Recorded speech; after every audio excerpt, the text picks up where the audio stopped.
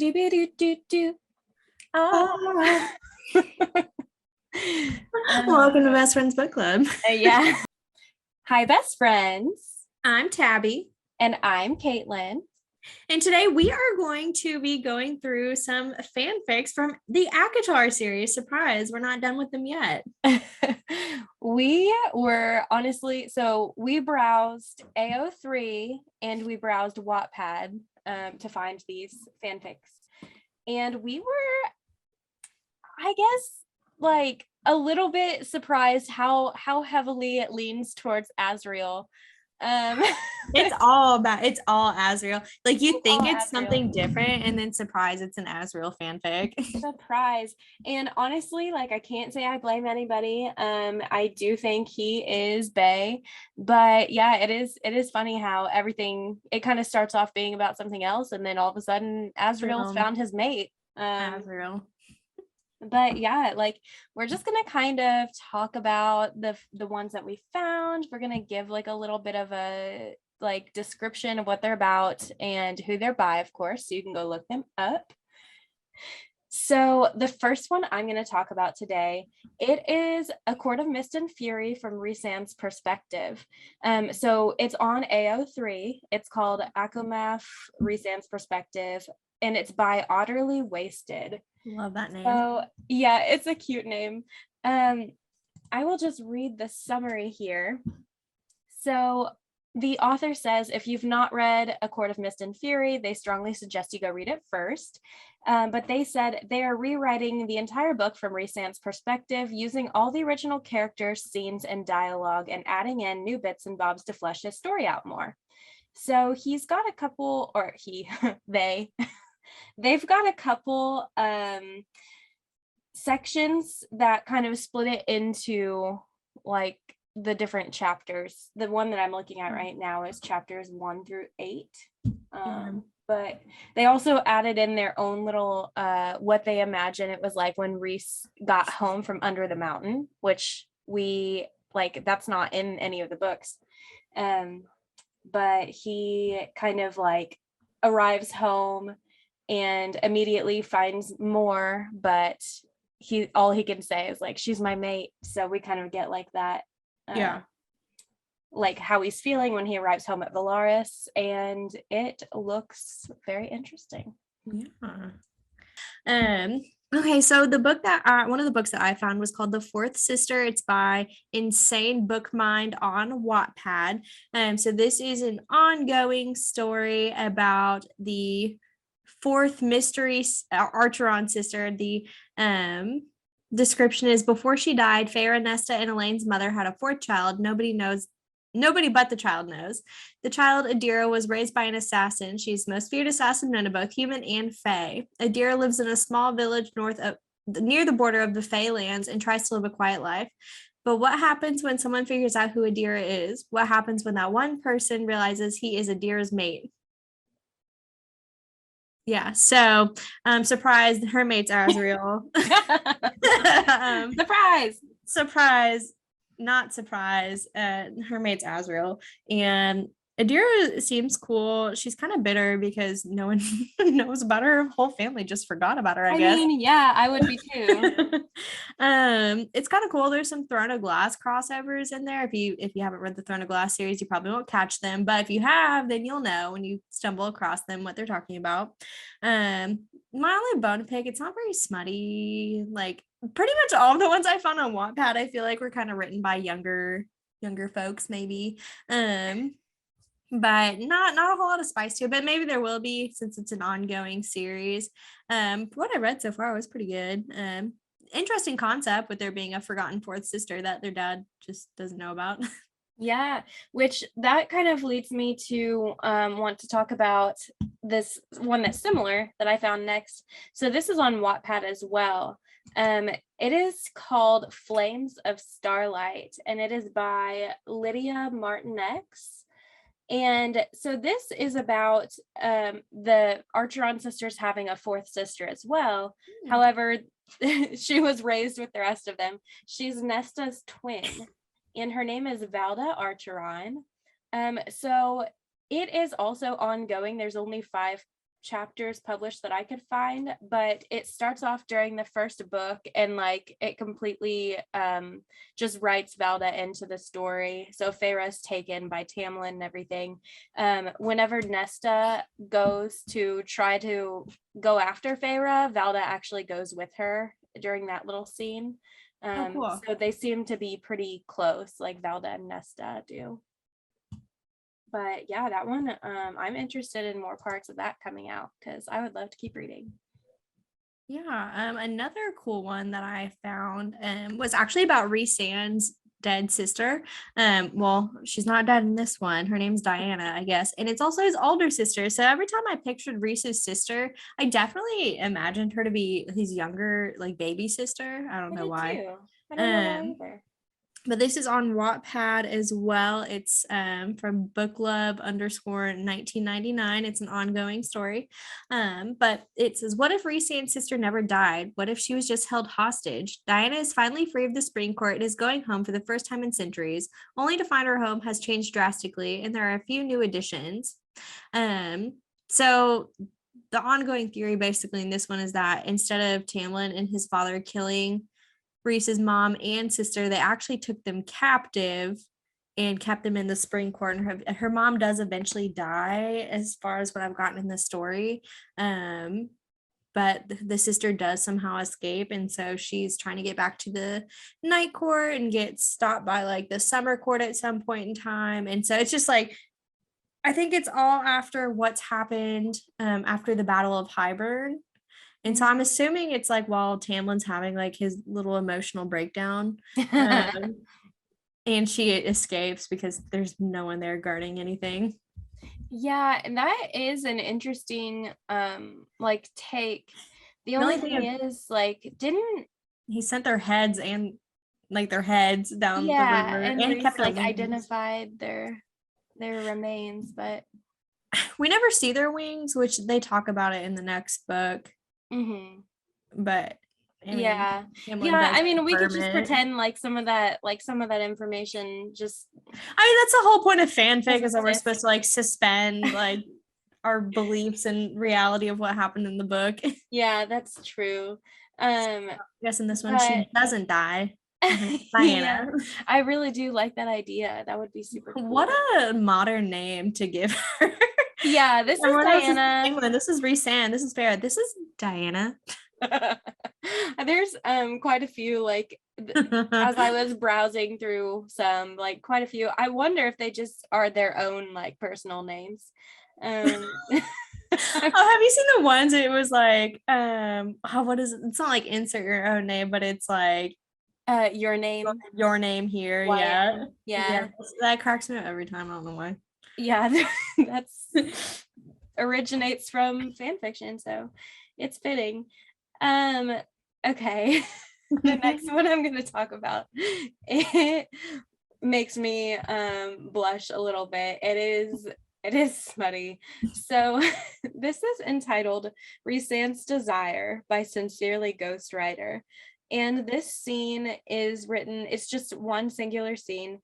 It takes place after Starfall, when Rhys drops off Feyre in her own room and goes to his own room. The summary of this one, so it quotes the book, and this was from Feyre's perspective. It says, I didn't lie to myself about why I waited for 30 minutes to see if my door would open, or at least to hear a knock, but nothing.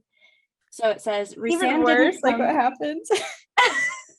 It says Rhysand didn't come to Feyre's room after Starfall, but not because he didn't want to.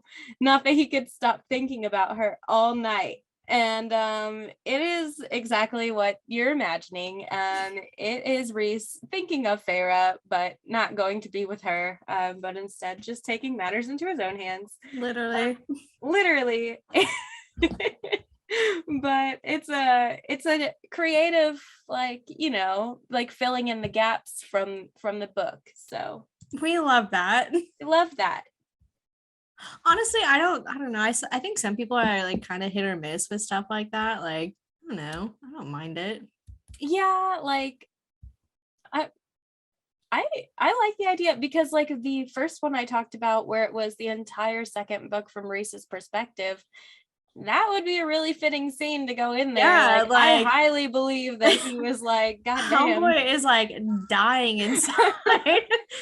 Yeah, like Yeah. he's already in love with her at this point. So he's, you can't blame him. Leave him alone. Quit Yeah, judging leave him him. alone. So the third one I found, it was probably the most interesting one that I have read so far. And it is called A Court of Desires and Darkness. So basically it is following a girl named Canna. So she has been selected as the keeper of the cauldron.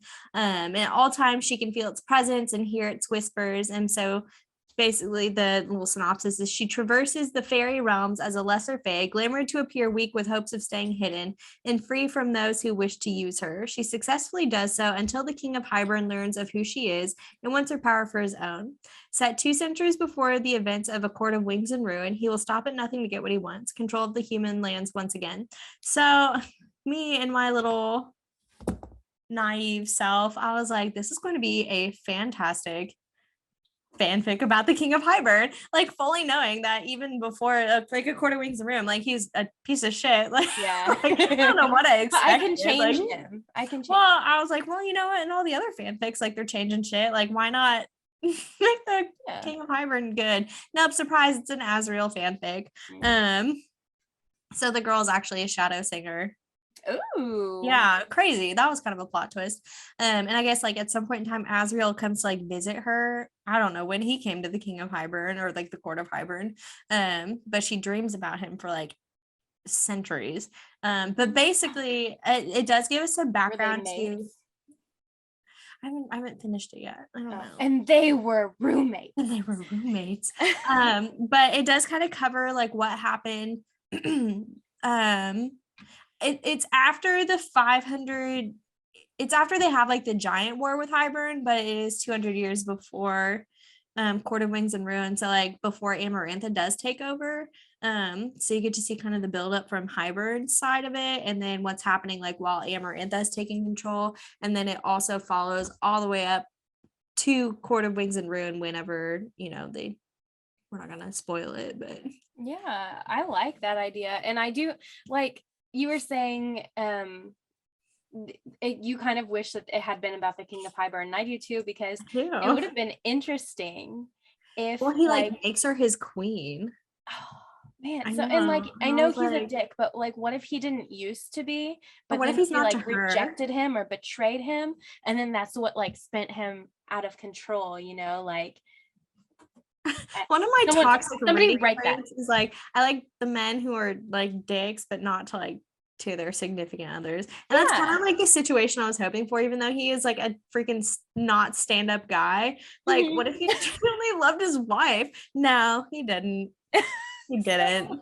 Yeah, and that's fine, that's fair. Some people do just suck, and I'm willing to accept that. Now I'm going to write a fanfic about the King of Hybern specifically. Yes, write your own. Yeah, absolutely. I have the tools to do so now. Yeah, so we've already written this outline.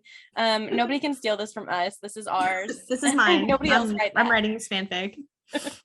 Okay, so the next one I'm going to talk about is on AO3, and it's entitled A Phasand Wedding, and it's by Literary Nonsense Fix.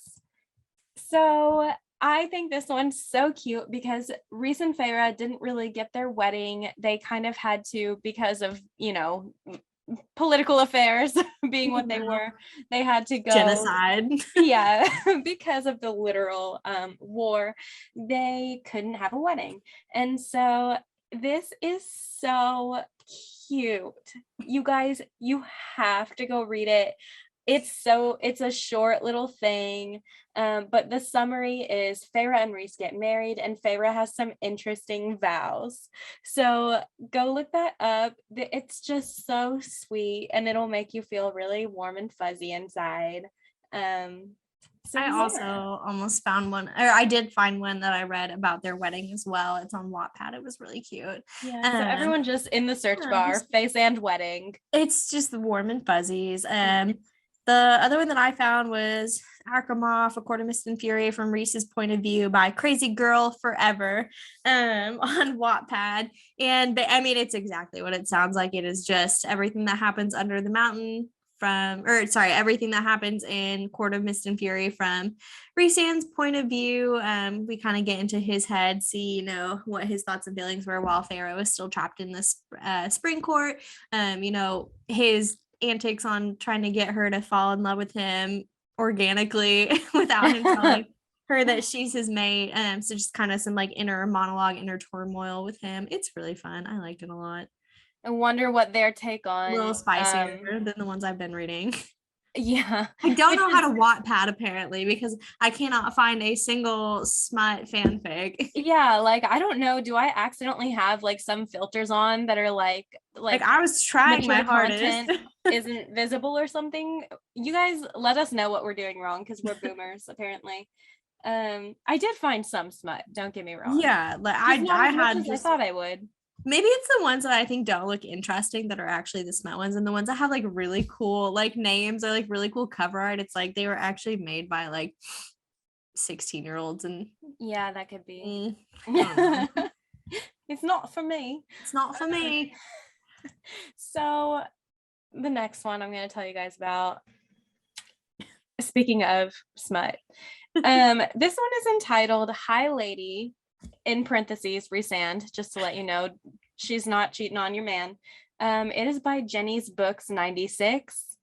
The summary says, imagine a night where Rhysand wants to take all the control. However, you're the High Lady. It's your turn to feel the power, and it's his turn to beg.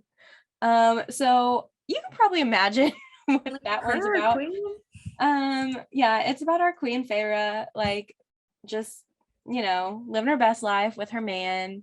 Again, just like a singular one chapter read if you are those interested. Are the best ones always. Yeah, honestly, like a lot of those that are super short are very well written. We had a really interesting time sifting through all of these stories. Yeah, because you can imagine there are lots of these that we aren't mentioning right now. So we've there are some that we can't mention yet because we haven't gotten to this point in the book series yet. But we may revisit this later because there are in some certain situations where I do love a good Asriel fanfic, but only if it's with this one certain person. So agreed. Yeah, so we're gonna have to add some recommendations. Like I guess that would be Minisode 5. Maybe. Yeah. We're gonna have to. Yeah. Oh yeah, we should because it's going over. Mm-hmm. Yeah, we should. Mm-hmm. Absolutely. Yeah. Definitely. Yeah, so stay tuned from some amazing Asriel fanfic. Better than what I've told you about these random women. Hate that for him. Yeah. He deserves better. Just keeps popping up in what I think is King of Highburn fanfic. Yeah. He gets his own. So the last one I am going to tell you guys about, I have not read very much of it yet, but I'm very interested in the premise. It is on AO3. It is called Fire on Fire, and it's by Persona_13. So this is about a brand new character.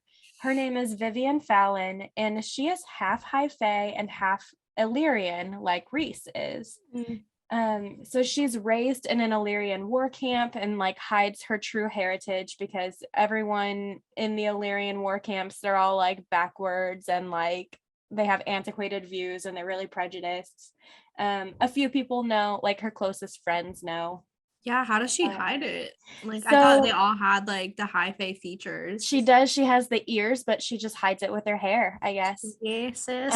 Real sneaky. Yeah. So she and Cassian are actually friends. Like they've been friends for a long time, and they fought in the war together, like the one 500 years ago. And she is visited by Cassian one day. She's like this badass fighter, and so the reason Cassian goes to visit is because like the warlord from her specific camp like died, and so Cassian is like now in charge of like that specific war camp. And so he's like reunited with his friend he hasn't seen in a long time, and he's like, you know what, like, you're really dope, and I think that you would be an awesome like addition to like security at Valaris. So she goes and like she becomes like part of like the inner circle Aw. basically. But when she meets Azriel, Of course. sparks fly. Surprise! It's another Azriel fanfic. It's about Azriel. This is like the only time I'm willing to ship another character with Azriel because I really like this character that they've created. I think she's She very sounds pretty interesting. dope. Yeah. So yeah, that one I need to read more of, and I recommend you guys do too. Yeah, I might actually read that one. That one sounds pretty good.